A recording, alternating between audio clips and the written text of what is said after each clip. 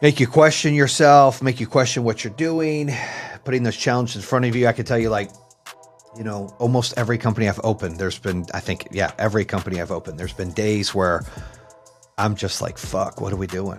Like, I'm struggling. How do I get through this? I don't see light at the end of the tunnel, and I got to keep pushing.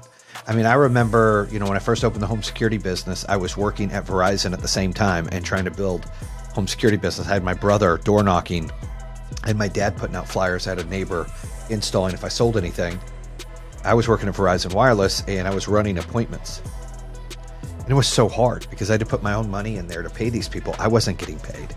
And it was scary, right? It was like, fuck, am I going to lose all my 401k that I put into this? Can we eventually sell our way out of this? And you struggle with that. You got that cash crunch. You've got that fear of the unknown. And I stayed grinding, right? I remember I was hiring people as I was growing at the Chili's, the local Chili's. I didn't have an office.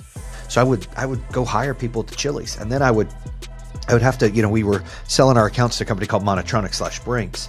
I'd have to go to these installs and at the end of the week, pick up all these contracts that were signed at the install so I could submit them to get funded so we'd get paid. And, I didn't have a credit line for equipment. Like, it was scary, so upside down. Finally, the business started making money after about 2 or 3 months. About 7 months into it, I was able to quit Verizon Wireless and start working full time at the security business I built. I got an office, and then, I got another office, and I got another office. And I've always had this mindset because I was stuck with the unknown, and then I was able to, fulfill what I was wanting to do. And then I was stuck with the unknown, I was able to fulfill what I want to do. So I have this theory of, like, you build it. They say it on what is it? It's the movie Field of Dreams. If you build it, they will come. It's the same thing. If you put the office in there, or you put the effort in, and you build a location, or you build the infrastructure, they will come. As long as you're pushing through and you're selling and you're doing all the right things, and you're not quitting on your business, you will find a way to succeed and grow the business. I mean, that's just how it works. So, long story short, I got that business off the ground, was doing great. Then joined another business. That one, that was another business that we came and we took from 18 million to 36 million. That was scary because I had to come in and I wasn't the 1A, I was the 1B or the 2 in that business. And that was hard. I could only do that for about 18 months because I started seeing things a lot better than what the CEO at the current time could see. And I wanted to get into solar. He didn't. And, he had his wife in the business. It was just a shit show.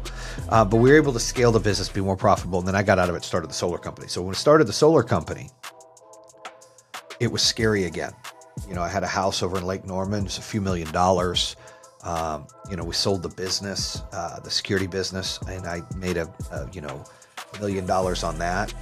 And so I decided, I said, I'm struggling. I'm not getting paid, and I'm opening this business. I really know, I'm learning about. I'm not in the industry. So I've got to hire, general contractor, had all these years experience in solar, and I've got to hire installers that have installed solar and all these things. And, I'm having to pay them, and then I'm having to pay for leads, and I'm having to, door knock, and I'm having to go sell deals at the beginning. And, it was tough, right? And I'm not getting paid. And, here I am making sure everyone else is getting paid. And it was scary. It was just like the first business I opened. And there were worse days. Like I would, days that you didn't sell nothing. There's many days you didn't sell nothing. I remember, the first year we did 3 million in sales, and we lost $1 million. And we were average, it took like 6, 8, 10, 12 weeks till we got our first sale. Then it was like, oh my gosh, we got 2 in a month. Oh my gosh, we got 5 in a month. Oh my gosh, we got 15 in a month. Oh my gosh, we got 25 in a month. And it just starts to add up, right? But it's scary. Like you go through that and you're scared because of the unknown.